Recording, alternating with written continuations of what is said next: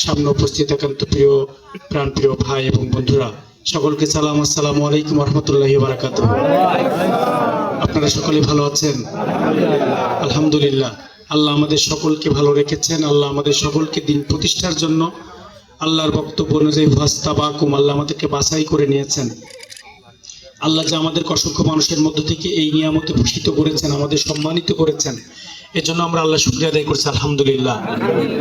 রাসূল সাল্লাল্লাহু আলাইহি সাল্লামের বিধান জীবনকে আমাদের জন্য একমাত্র অনুসরণীয় আদর্শ হিসেবে আল্লাহ ঘোষণা করেছেন কোরআনের ভিতরে, লাকাদ কানা লাকুম ফি রাসূলিল্লাহি উসওয়াতুন হাসানাহ। তোমাদের জন্য রাসূলের জীবনই হচ্ছে সর্বোত্তম আদর্শ। আমরা সেই নেতার প্রতি দরুদ পেশ করছি সাল্লাল্লাহু আলাইহি সাল্লাম।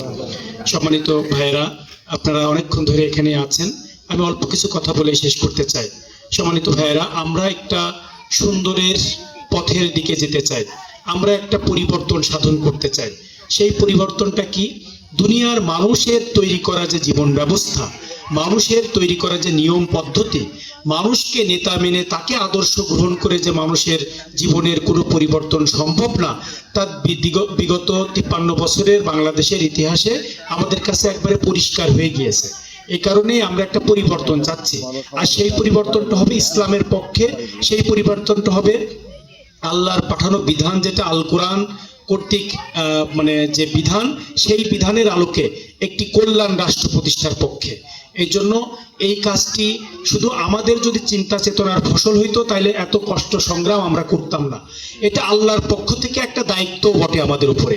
আল্লাহর রসুলকে আল্লাহ এই দায়িত্ব দিয়েই পৃথিবীতে, এই মিশন নিয়েই পৃথিবীতে পাঠিয়েছেন, যে দুনিয়ার প্রচলিত যে জীবন ব্যবস্থাগুলো আছে, যেটা দিয়ে সেই সময়ের আইয়ামে জাহিলিয়াত পরিচালিত হইতো, সেই জীবন ব্যবস্থাকে তিনি উৎখাত করে দিয়ে আল্লাহর প্রদত্ত জীবন ব্যবস্থা, সেটা কি? ইসলাম দিন। সেই ইসলামকে আমরা প্রতিষ্ঠা করার জন্য আমরা কাজ করছি এবং আল্লাহ রসুল কাজ করেছেন। এখন আল্লাহ রসুল যেহেতু আমাদের নেতা, তার জীবন আদর্শ অনুসরণ করা আমাদের কাজ এবং দায়িত্ব, কর্তব্য, এবং আল্লাহর পক্ষ থেকে এটা আল্লাহ আমাদের প্রতি একটা হুকুম। সেজন্যই মূলত আমরা আমরা দিনকে প্রতিষ্ঠা করতে চাচ্ছি। তাতে যারা মুশরিক আছেন, যারা অস্বীকারী আছেন, তারা যতই আমাদের উপর ক্ষুব্ধ হোক, মিথ্যাচার চালাক, প্রোপাগান্ডা চালাক, এটা আমরা পরোয়া না করেই বরঞ্চ এই কাজটা আমরা চালিয়ে যাচ্ছি। সম্মানিত ভাইয়েরা, আর যদি এইটা ইসলাম প্রতিষ্ঠিত হয়, ইসলামের আলোকে আমাদের সমাজকে আমরা পরিচালিত করতে পারি, তাহলে সূর্যের আলো কি শুধু যারা ইসলাম পালন করে তাদের জন্য না, যারা ইসলাম মানে না তাদের জন্য আছে? আবার যখন বৃষ্টি হয়, সেই বৃষ্টি কি এরকম ইউনিভার্সাল, না কোনো জাতি বর্ণ নির্বিশেষে ভাগ ভাগ করে আল্লাহ দেন? কোনটা? সবার জন্যই দেন। তাহলে এই রকমের আমরা মনে করি ইসলাম যদি প্রতিষ্ঠিত হয়ে যায়, তাহলে সেই সমাজের হিন্দু, মুসলিম, বৌদ্ধ, খ্রিস্টান, ইসলাম যারা মানে না, ইসলামের কোরআনের বিধান যারা মানে অথবা মানে না, সকলেই কিন্তু এর কি বলা যায় যে এর সুফল, এর সাফল্য, এগুলো সকলেই ভোগ করতে পারবে। এই জন্য যেটা ভোগ করেছিল আল্লাহ রসুল সাল্লাল্লাহু আলাইহি সাল্লামের জামানায়, যখন তিনি এইরকম একটি ইসলামী সমাজ ব্যবস্থা চালু করেছিলেন, সেই সমাজের প্রত্যেকটি মানুষ দল মত নির্বিশেষে সকলেই সেই রাষ্ট্রের সকল সুবিধাগুলো ভোগ করেছিলেন, নিরাপত্তার সাথে ছিলেন। এই জন্য আমরা মূলত সেই রকমের একটি আদর্শ বাস্তবায়নের জন্যই চেষ্টা করছি। এটা আমাদের নিজস্ব চিন্তা চেতনার কোনো ফল বা ফসল নয়, এটা আমাদের কোনো পদ্ধতি নয়, এটা আল্লাহর রাসূলের দেখানো পদ্ধতি।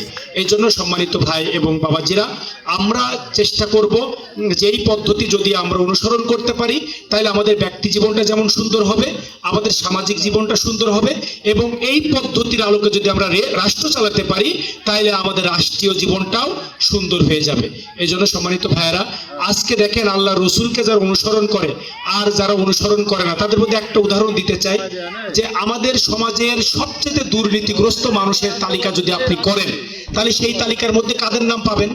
সেই তালিকার মধ্যে সমাজের সবচেয়ে বেশি যারা লেখাপড়া জেনেছে, যারা একটু আলটা মডার্ন হিসেবে নিজেদেরকে দাবি করে, যারা ইসলামের ধারে কাছে একটু থাকতে চায় না, নাম ওয়াস্তে ইসলাম একটু পালন করেন, এই রকমের মানুষের তালিকায় সবচেয়ে বেশি দুর্নীতিবাজ, সবচেয়ে বেশি টাকা লুণ্ঠনকারী, সবচেয়ে বেশি খারাপ কাজকারী এই তালিকার মধ্যে পাবেন। আর যদি আপনি ভালো মানুষের তালিকা তৈরি করেন, যারা দুর্নীতি করেনি, কারোর উপরে জুলুম করে না, কারোকে সাধারণত অশ্লীল ভাষায় গালিগালাজ করে না, এই রকমের ব্যক্তিদের তালিকা করেন, তাইলে দেখবেন যে সমাজের যারা আলেম ওলামা, যারা ইসলামী বিধান অনুসরণ করে, যারা আল্লাহ রসুলকে অনুসরণ করে বেশি বেশি, তাদেরকে খুঁজে পাবেন। তাহলে এখানেই তো আপনার সামনে পরিষ্কার একটি পার্থক্য বিরাজমান। তাহলে আল্লাহ আমাদের বিবেক দিয়েছে কি করার জন্য? ভালো আর মন্দের পার্থক্য বেছে নেওয়ার জন্য। আল্লাহ আমাদেরকে মানে কোরআন নাজিল করেছেন মানে এই ভালো আর মন্দ কোনটা সেটা আমাদের সামনে পরিষ্কার করে দেওয়ার জন্য। ভালো তালিকা দিয়ে দিয়েছেন, খারাপের তালিকা দিয়ে দিয়েছেন। ভালো যেগুলো সেগুলো করার হুকুম দিয়েছেন, আর খারাপ যেগুলো সেগুলো করতে নিষেধ করে দিয়েছেন। দিয়েছেন না আল্লাহ? তাহলে আমাদের বিবেক হচ্ছে কাজ করবে যে যেগুলো ভালো সেগুলোকে আমরা বেছে নিব, আর খারাপগুলো থেকে আমরা সরে থাকবো। এটা হচ্ছে আমাদের বিবেকের কাজ। আর যদি তা না করতে পারি, তাহলে পশুর আর আমাদের মধ্যে কোনো পার্থক্য থাকবে বলে মনে করেন? নাই। কারণ পশুরও বুদ্ধি আছে, বিবেক নাই। আমারও এরকম বুদ্ধি তো সবারই আছে, কিন্তু বিবেক তুমি স্পেশালি আল্লাহ মানুষকে দিয়েছেন।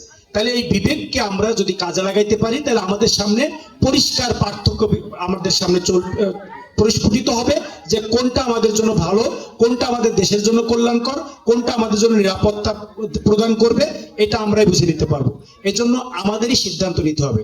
আমাদের দেশটা কি লুটেরা, দুর্নীতিবাজ, চাঁদাবাজ, তারপরে মানুষ হত্যাকারী, মানে মানুষের সম্পদ দখলকারী, পার্সেন্টেজ আদায়কারী, এই জাতীয় মানুষদের হাতে উঠিয়ে দেব, নাকি যারা মানুষের কাছে জবাবদিহিতা করতে প্রস্তুত থাকবে, যাদের লাইফস্টাইল আমাদের চোখের সামনে আছে, যাদের বিরুদ্ধে কোনো দুর্নীতি আমরা খুঁজে পাই নাই, এবং যারা আল্লাহর কাছে জবাবদিহিতার ভয় রাখে, তাদের হাতে উঠিয়ে দেব? এই সিদ্ধান্ত জনগণকে নিতে হবে। তাইলে আপনার দেশ আপনি ভালো পাবেন। এখন তেঁতুল গাছ লাগিয়ে যদি সেখানে আপনি মিষ্টি আম চান, তাহলে কি সম্ভব? কখনো কোশ্চিন কালেও সম্ভব হবে না। এই জন্য এই জনগণকে সিদ্ধান্ত নিতে হবে আপনার দেশটা আপনি কিভাবে দেখতে চান। ভালো দেখতে চান না খারাপ দেখতে চান? যদি ভালো দেখতে চান, তাহলে যারা যে সমস্ত জায়গাগুলো থেকে দেশ পরিচালিত হয় সেই জায়গাগুলোতে আপনাকে ভালো মানুষদেরকে খুঁজে বের করে নিতে হবে। আর যদি খারাপ দেখতে চান, যে যেভাবে চলছে চলুক, আমার খাচ্ছি যাচ্ছি ঘুমাচ্ছে, আমার কোনো চিন্তা নাই, এরকম চিন্তার মধ্যে যদি থাকি, তাহলে দেশ এভাবেই চলতে থাকবে, যেভাবে 54 বছর চলেছে, আগামী 100 বছর এভাবে চলবে। আমরা কোনটা চাই? ভালোটা চাই। তাহলে ভালোটা চাইলে আমাদেরকে ভালোর জন্য চেষ্টা করতে হবে, সংগ্রাম করতে হবে। ভালো চেষ্টা করলে আপনার আল্লাহ রসুল সাল্লাল্লাহু আলাইহি সাল্লাম তো আল্লাহর প্রেরিত বান্দা ছিলেন। তিনি তো দোয়া করলেই সব সমাধান হয়ে যেত, সব মানুষ তার পক্ষে চলে আসতো। তাকে হয়েছিল? তার জীবনের প্রত্যেকটি পরতে পরতে যদি আপনি খোঁজেন, জুলুম, নির্যাতন, নিপীড়ন, অবমাননাকর বক্তব্য, যত প্রকার মানসিক যন্ত্রণা, সব রাসূল সাল্লাল্লাহু আলাইহি ওয়াসাল্লামের জীবনের উপর দিয়ে বয়ে গেছেন। তো সেই হিসাবে আপনার তার উত্তরসূরি হিসাবে, তার অনুসারী হিসাবে আমরা যদি মনে করি যে ফুলের বিছানায় আমরা শুয়ে শুয়েই আমি আমার আল্লাহ রসুলের অনুসারণকারী হয়ে যাব, সেটা কি সম্ভব হবে? কোশ্চিন কালও হবে না। এই জন্য সম্মানিত ভাইয়েরা, দুনিয়াটা আমাদের পরীক্ষা ক্ষেত্র। এই পরীক্ষার ক্ষেত্রে আমরা যতটা কনসাসনেস হব, যতটা আমাদের টাইমের প্রতি আমাদের গুরুত্ব থাকবে, আমরা ততটা আমরা ভালো করতে পারবো।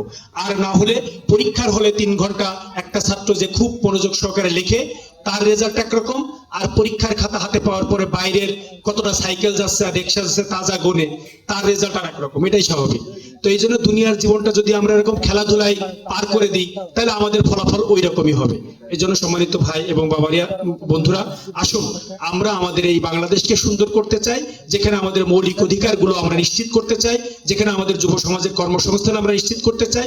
এটা খুব কঠিন কাজ বলে আমরা মনে করি না। কেন মনে করি না? এটার যৌক্তিকতা আছে।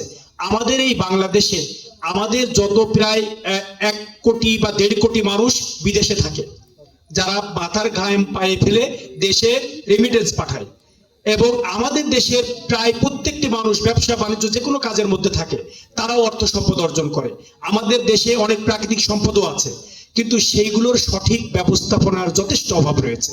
এইগুলোর যদি জবাবদিহিতার মধ্যে থেকে সঠিক ব্যবস্থাপনা করা যায়, তাহলে যদি দুর্নীতি না করা যায়, যদি পার্সেন্টেজ না নেওয়া যায়, যদি নিজে এই বিদেশ থেকে যারা কষ্ট করে টাকা পাঠালো নিজের স্বার্থ হাসিলের জন্য এই টাকা আবার বিদেশে কারি পাঠিয়ে আবার বেগমপাড়া তৈরি না করা যায়, তাহলে আমাদের এই বাংলাদেশটা ওই কানাডার মতো দেশে পরিণত হবে। বেগমপাড়া কানাডায় তৈরি করা লাগবে না, বাংলাদেশে এরকম পাড়া তৈরি হয়ে যাবে নাকি? এই জন্য সম্মানিত ভাইয়েরা, আমরা আমাদের এই দেশের সম্পদকে কাজে লাগিয়ে আমরা দেশে জনশক্তি বা জনগণের আমরা কর্মসংস্থান নিশ্চিত করতে চাই, আমাদের চিকিৎসা সেবাকে দোরগোড়ায় পৌঁছে দিতে চাই, আমাদের কৃষকদের সুবিধাগুলোকে দেখতে চাই, আমাদের শিক্ষা যে আছে সেটাকে নৈতিক শিক্ষায় আমরা রূপান্তরিত করতে চাই, সার্বিকভাবে একটি দুর্নীতিমুক্ত জবাবদিহিতামূলক একটা রাষ্ট্র প্রতিষ্ঠা করতে চাই, যার মাধ্যমে পরবর্তীতে যারা রাজনীতি করবেন তাদের জন্য হিসাব করে রাজনীতি করতে হবে যে কেউ দায়িত্ব পালন করলে এরকম পরিষ্কার না থাকলে জনগণ কি করবে, লাল কার্ড দেখিয়ে দেবে। এই জন্য সম্মানিত ভাইয়েরা, আমরা বলতে চাই আপনাদের কাছে যে আল্লাহ যদি আমাদের এই সুযোগ দেন, আমরা আপনাদের কাছে সবসময় প্রস্তুত রাখবো, আমাদেরকে জবাবদিহিতা নিতে পারবেন আপনারা, আর আমরা জবাবদিহিতা দেওয়ার জন্য প্রস্তুত থাকবো। অন্যায় অপরাধ যে কোনো কাজ ভুল ত্রুটি হয়তো আমাদের হতে পারে, কিন্তু সেটা যদি আপনি আমাকে ধরিয়ে দেন, আপনি যদি বলেন, সেই সুযোগ আপনাদের সকলের থাকবে যে আপনার অমুক জায়গায় খারাপ কাজ হচ্ছে, অমুক জায়গায় এই কাজ আপনি ভুল করেছেন, এই জন্য আমরা সকলেই জবাব দিতে বাধ্য থাকবো। এটা আপনাদের কাছে আমরা কথা দিয়ে গেলাম, এবং এটা আমাদের কথা শুধু নয়, আমাদের আমিরে জামাতের বক্তব্য। এই জন্য আমরা জানেন যে সুশৃঙ্খল দল হিসেবে আমাদের সেন্টার থেকে যে নির্দেশ দেয়, একজন কর্মী পর্যন্ত সেটা করতে বাধ্য। এই জন্য আমরা আপনাদের কাছে বলতে চাই, এরকম স্বচ্ছতা আমরা নিয়ে আসতে চাই, যাতে আমাদের সম্পর্কে A to Z সকলে জানতে পারে। এই জন্য এই কাজটির জন্য আমরা করতে পারি, যদি একটা সুন্দর এরকম স্ট্যান্ড আমরা দাঁড় করাতে পারি, এই বাংলাদেশের চিত্রই চেঞ্জ হয়ে যাবে। এই জন্য সম্মানিত ভাইয়েরা, আসুন, আমাদের এই প্রিয় মাতৃভূমি বাংলাদেশ, যেখানে মানুষ রক্ত দিয়ে বৈষম্যের বিরুদ্ধে ৭১-এ একবার স্বাধীন হয়েছে, আবার ২৪-এ এসে একটা গণ অভ্যুত্থানের মাধ্যমে নতুন বাংলাদেশের স্বপ্ন দেখেছে, সেই বাংলাদেশ গঠনে আমরা যেন সকলে মিলে আমাদের প্রচেষ্টা অব্যাহত রাখি। আমাদের এই প্রচেষ্টা যদি ভালো হয়, তাহলে আমরা একটা সুন্দর বাংলাদেশ অবশ্যই পাবো। আমাদের চেষ্টাটুকু হতে হবে, আমাদের সামনে হয়তো কোনো আশার আলো নেই, কিন্তু আমরা দৌড়িয়ে যেতে চাই ইউসুফ আলাইহিস সালামের মতো, যেখানে দরজা বন্ধ আছে জানা সত্ত্বেও তিনি যেটুকু দৌড়ানোর সুযোগ আছে সেইটুকুই দৌড়িয়ে গিয়েছেন। খুলে দিয়েছেন কে? আল্লাহ সুবহানাহু ওয়া তাআলা। আমরা মনে করি এই বাংলাদেশের মানুষের অন্তরকে আল্লাহ যেভাবে মোটিভেটেড করে দিয়েছেন ইসলামের দিকে, কল্যাণের দিকে, আমরা যদি এই প্রচেষ্টাটুকু দৌড়াই, ওই দরজা পর্যন্ত যেতে পারি, আমাদের ওই জায়গা পর্যন্ত যেতে পারি, আমার বিশ্বাস আল্লাহ আমাদেরকে এরকম একটা সুন্দর বাংলাদেশ উপহার দেবে ইনশাআল্লাহ। এই প্রত্যাশা রেখে সকলের সুস্বাস্থ্য এবং মঙ্গল কামনা করে সবাইয়ের কাছে দোয়া চেয়ে আমার কথা শেষ করছি। সবাই ভালো থাকবেন, সুস্থ থাকবেন। আসসালামু আলাইকুম ওয়া রাহমাতুল্লাহি ওয়া বারাকাতুহু।